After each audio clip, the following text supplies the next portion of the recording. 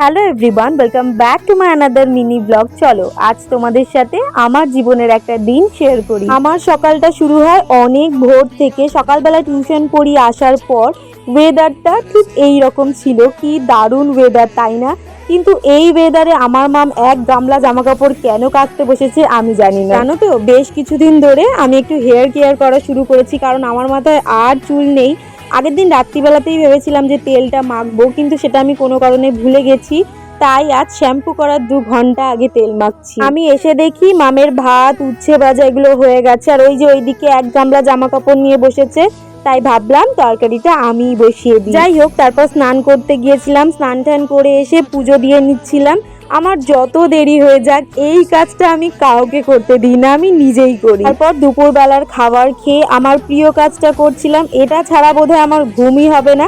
আজ তবে আসি, আবার খুব তাড়াতাড়ি দেখা হবে।